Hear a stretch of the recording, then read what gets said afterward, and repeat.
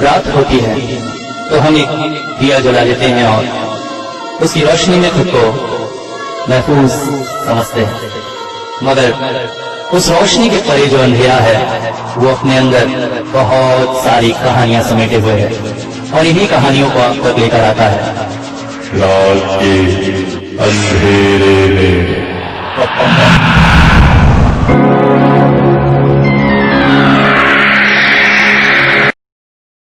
दोस्तों, आज बात करेंगे एक सच्चे भूत की।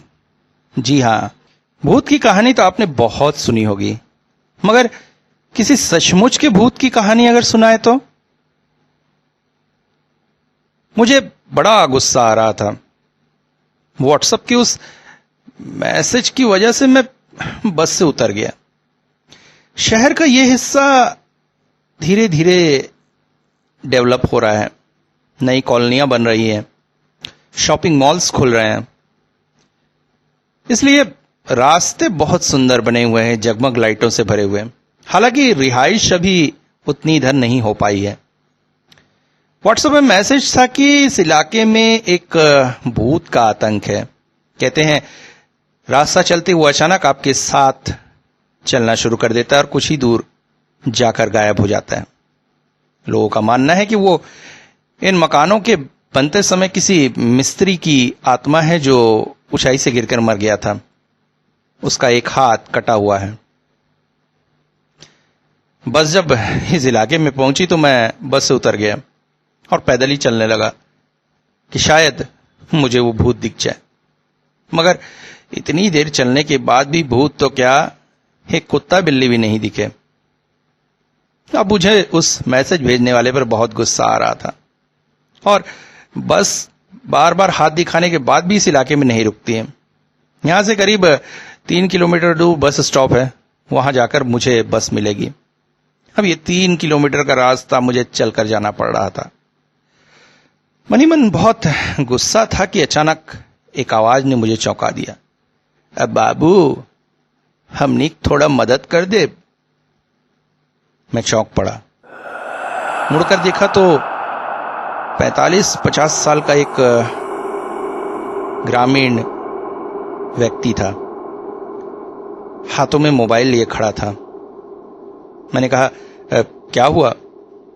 बाबू, ये मोबाइल से कॉल नहीं लगा था, थोड़ा सा देखिए ना। मैंने उसका मोबाइल लिया और अपना नंबर डायल करके चेक किया। अरे इसमें तो बैलेंस ही नहीं है, कॉल कहां से लगेगा? बैलेंस नहीं है? मगर कल ही तो हम 50 रुपए का बैलेंस डलवाए रहे। ओ, चेक करने पर पता चला कॉलर ट्यून लगने की वजह से पैसे कट गए। कॉलर ट्यून वगैरह चलाते हैं क्या? नहीं बाबू, हमनी की तो बस कॉल करना आता है और कछु नहीं आता है। हम का करीब कॉलर ट्यून से? किसी जरूरी को फोन करना था तो मेरे फोन से कर लीजिए। नहीं बाबू, गांव में हमरे पत्नी बच्चा के फोन लगाए रहे। थोड़ा मदद करके फोनवा ठीक कर दीजिए बस। रुकिए, कस्टमर केयर से बात करनी पड़ेगी। अब आगे बताने की जरूरत नहीं है कि कस्टमर केयर वालों से किस तरह से चिक चिक झिक झिक करके मैंने उन्हें समझाया और जवाब आया कि 2 घंटे में बैलेंस रिफंड हो जाएगा। मैंने उसे मोबाइल देते हुए कहा, लो 2 घंटे में आपका बैलेंस आ जाएगा। वो व्यक्ति कृतज्ञता से मेरी ओर देख रहा था, जैसे कहना चाह रहा हो कि एक अनजान व्यक्ति के लिए कस्टमर केयर वाले से इतना झिकझिक करके आपने बहुत बड़ा काम किया है। मैंने कहा, घर फोन लगाना है तो मेरे फोन से लगा लीजिए, अभी तो टाइम लगेगा। नहीं बाबू, वह बात न करें दे। कौन? हमरी महरारू। ओ, हमरी एक छोटी सी बिटिया है, वही से बात करना रहा, मगर वो ना बात करे दे। मगर क्यों? आप घर से इतनी दूर हैं, बेटी से बात करना चाह रहे, पत्नी क्यों बात नहीं करने देगी? ओ, सब बहुत बड़ा कहानी बाबू। अब कहां जा रहे हैं? मैंने कहा, आगे बस स्टॉप की तरफ। हमाओ भी साथ चलत है। हमरा घर भी उधर ही है। रास्ता में हम आपको कहानी सुनाब। हाँ, आश्चर्य, चलते चलते ये महाशय कहां से प्रकट हो गए। वो मेरे साथ ही चलने लगा, कहता हुआ, हमने के देखल बाबू। हालांकि उसे देख के एक बार तो मुझे भी बहुत डर लगा था। करीब 6.5 फुट का इंसान होगा, अजीब सा लंबा, और सबसे बड़ी बात, अजीब सा दुबला, जैसे एक कंकाल सामने खड़ा हुआ हो। रात में अगर अचानक कोई देख ले तो हार्ट अटैक ही हो जाए। हाँ, हम हमेशा से ऐसे नहीं रहे। एक समय बहुत हट्टा कट्टा रहा। लंबाई तो थी ही, हट्टा कट्टा भी रहा। तो गांव की रामलीला में हम हनुमान का रोल करत रहे, बहुत जबरदस्त। मगर उसमें बहुत मेहनत बाबू। पूछ के लिए रस्सी जुगाड़ कर पूछ बनाओ, मेकअप करो, अलता लगाओ, ये सब में ही हमार बहुत समय चला जात रहा। जिंदगी में और कुछ नहीं सीख सके, मगर नाम और पैसा बहुत मिलत रहा। महीना के 12,000 रुपया कमात रहे एक समय। खुशी खुशी शादी भी हुआ, मेहरारू भी बहुत खुश रहे। गांव गांव में हमार नाम बहुत रहा हनुमान के उससे। मगर फिर अचानक शरीर थोड़ा झटकने लगा। लोगों ने बहुत सी सलाहें दी, प्रोटीन पाउडर, खान पान, सब कुछ कर लिया। मगर धीरे धीरे हमारा शरीर झटकता चला गया। और एक समय ऐसा आया जब ये हाल हो गया। अब ऐसे दुबले पतले हनुमान को कौन पसंद करता। सो काम मिलना बंद हो गया। अरे मगर दूसरे किसी रोल में भी तो काम कर सकते थे। हाँ साहब, मगर वो रामलीला में हम ही सबसे लंबे रहे। अब हनुमान से लंबा और कौन हो सकता है। इसलिए नाटक में पार्ट तो ना मिला। छोटा मोटा प्रोडक्शन का काम मिलता रहा। कमाई घटते घटते 4,000 में टिक गई। इधर 2 लड़का 1 लड़की भी हो गई। घर का पालन पोषण करना हालत खराब होत रहा। का मेहरारू हरदम चिक चिक करत रहा। का कर सकते थे। मगर हमारी जो छोटी सी बिटिया है ना, ओका हम बहुत चाहते। परी जैसी है। हम ओके लिए बहुत सा पैसा कमाना चाहते थे। मगर दोनों लड़का लोग बड़ा हरामी। चोरी छुपे जब भी वो बिटिया को कुछ अच्छा खाने का देते, दोनों साले छीन लेते। मेहरारू की चिक चिक सुन सुन के परेशान हो गए। एक दिन इस शहर चले आए। शहर में आकर बहुत काम खोजा, मगर हमको तो कुछ नहीं आता था। फिर सोचा काम सीख ले, तो एक मिस्त्री के साथ काम में लग गए। मगर वहां भी किस्मत ने धोखा दिया। ग्राइंडर मशीन में हाथ पड़ के हाथ आधा कट गया। उसने अपना हाथ मेरे सामने ला दिया। उसे देखकर मेरे बदन में एक सिहरन सी दौड़ गई। व्हाट्सएप मैसेज में भी तो यही लिखा था, उसका एक हाथ कटा हुआ है। तो क्या इस वक्त मैं एक भूत के साथ हूं, उससे बातें कर रहा हूं? मगर बिना डरे मैं उसके साथ चलता रहा। ओकरा बाद औ काम ढूंढत ढूंढत परेशान हो गए। फिर अचानक एक काम मिल गया। कैसा काम? भूत का। आजकल हम भूत बनते हैं। काम ठीक ठाक है, मगर पैसे कम हैं। मगर हमरा साहब बोले हैं अगर अच्छा काम किया तो पैसा बढ़ जाएगा। हमारी बिटिया के लिए हमको बहुत पैसे जमा करना है साहब। हाँ, नहीं, आप लोग ये मत समझिए कि वो भूत बनकर लोगों को डराता है, बल्कि आजकल के हमारी जिंदगी में जिस तरह से कॉलोनाइजेशन बढ़ रहे हैं, आसपास के जंगल वीरान इलाके कॉलोनियों में बदलते जा रहे हैं, हमारे पास एक चीज की कमी होती जा रही है, वो है भूतों की, सुनसान वीरान घरों की, खंडहरों की, जहां पर इनकी होने की संभावना होती है। तो कुछ व्यापारियों ने लोगों को भूत दिखाकर डराने का एक नया ठेका शुरू किया है, हॉरर हाउस।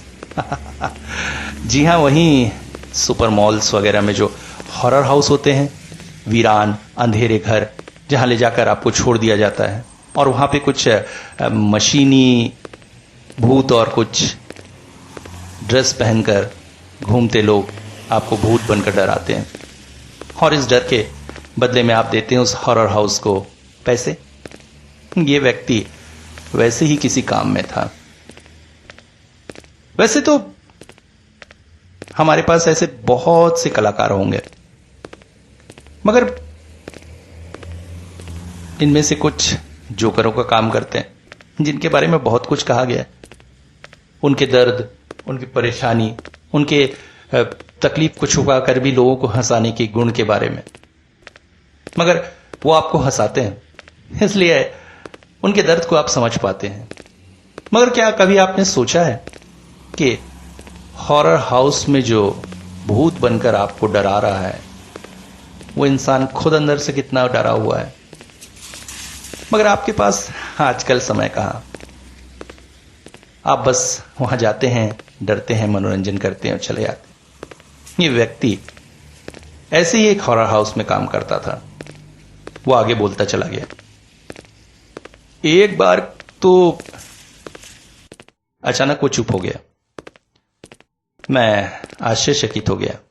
अब तक उसकी बातें सुनने में मुझे मजा आ रहा था, मगर तभी मुझे समझ में आया कि ये आदमी पेट का बड़ा पतला है। एक बार अगर कोई बात करना शुरू कर दे तो चुप नहीं हो सकता। चलते चलते बोलता गया, हमारी बिटिया की हमका बहुत याद आती है बाबू। वही को कॉल लगा रहे थे, मगर एक दो बार बात हुई उससे। फिर उसकी मां ने फोन जब पकड़ लिया तो बोली पहले पैसा कमा फिर बेटी से बात करना।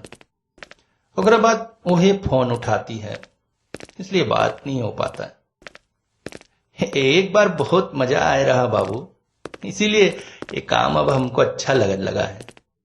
एक बार एक बच्चों का ग्रुप हॉरर हाउस में आया रहा।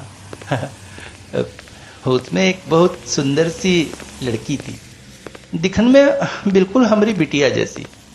ऐसा लगे एक माँ के पेट की दो बच्ची मेला में बिछड़ गई। वहां एक खास जगह पर सीढ़ी है, वो सीढ़ी के पास ही हम छुप के रहे, और जैसे ही कोई वहां पहुंचे निकलकर डराना। और बच्चा लोग जैसे ही वहां पहुंचा हम निकल के डराए। वो बच्ची इतना घबरा गई कि सीढ़ी से गिर पड़ी और हाथ पांव छटक कर रोने लगी। हम तब भूल ही गए कि हम भूत के ड्रेस में हैं। तुरंत जाकर उसको उठाने का कोशिश करने लगे। का रोना उसका, का छटपटाना, मगर उसको देख के हम जैसे सब कुछ भूल गए। ओकरा कान में बोले, नारो मुन्नी नारो, तोरा बापू तोरे लिए बहुत सारा पैसा कमा के बहुत जल्द तोरे पास आएगा। ओको तो कुछ समझ में न आया। क्या रोना उसका। उसके बाद उसके सब दोस्त उसके पास इकट्ठा हुए और उसको चिढ़ा चिढ़ा के तंग करने लगे, और हम पास ही में खड़े हुए सब खेला देखत रहे। ऐसे ही छोटी छोटी घटनाएं हो जावत है जो मन को खुश कर देते बाबू। इसीलिए जिंदगी चल रही है। उसकी बातें अब मुझे सच में रोचक लगने लगी थी। मैं पूछ बैठा, आपका घर और कितनी दूर है? अब बस 5 मिनट आओ बाबू, कहते हम दोनों फिर चलने लगे। वो बोला, अब भी कभी आइए परिवार को लेके। हम वहां आपको डराएंगे, बहुत मजा आएगा। तभी अचानक एक गली के सामने रुक गया। बोला, यह हमारा घर बाबू, छोटा सा कमरा है, किसी तरह रहता है। कभी आइए, ज्यादा तो कुछ नहीं, चाय पिलाएंगे आपका। बहुत बहुत धन्यवाद बाबू, कहकर वो तेज कदमों से उस गली में चला गया और मैं वहां खड़ा हुआ, यही सोचता रहा कि सचमुच ये भूत ही तो है। ना इसके पास कोई दोस्त है, न यार है। इसे कोई नहीं पहचानता है जब तक ये वो कॉस्ट्यूम नहीं पहनता है, और कॉस्ट्यूम पहनने के बाद भी उसे कोई नहीं पहचानता है। उसके दुख दर्द, उसकी इच्छाएं, उसकी कामनाएं उसी के पास सीमित है, जिस तरह से एक मृत आत्मा की होती है। भूतकाल में उसके साथ जो भी हुआ वो सब कुछ उसका अपना है। भविष्य में क्या होगा उसे कुछ भी नहीं पता, और वर्तमान में कोई उसके बारे में जानना नहीं चाहता है। वास्तव में हमारे आसपास ऐसे कितने ही भूत हैं जो कभी किसी पुतले के ड्रेस में, तो कभी किसी कार्टून के ड्रेस में घूमते रहते हैं। आते जाते हम कई बार उन्हें किसी दुकान के सामने सोता हुआ पाते हैं। अपना शहर, अपने लोग, अपना गांव छोड़कर बड़े शहरों में ये कमाने आते हैं, अपने सपनों को पूरा करने आते हैं, और इसी शहर में भटक कर रह जाते हैं। इनका कोई नाम, कोई परिचय, कोई जानकारी किसी के पास नहीं होती है। जब दुकान बंद होती है तो वहीं पर सो जाते हैं, और जब दुकान खुलती है तो चार गाली खाकर वहां से उठते हैं और दिन की शुरुआत करते हैं। बड़ी बड़ी पार्टीज में बच्चे इनका मजाक उड़ाते हैं। कई बार तो कुछ बड़े भी इनके साथ गंदी हरकतें करते हुए देखे जाते हैं। पार्टीज में ये अलग ही रौनक लाते हैं, मगर कई बार इन्हें खाना तक नसीब नहीं होता है, क्योंकि उस ड्रेस के अंदर कौन है ये किसे पता। और जब वो ड्रेस से बाहर आते हैं तो पार्टी के ऑर्गेनाइजर्स उन्हें आउटसाइडर कहकर डांट कर भगा देते हैं।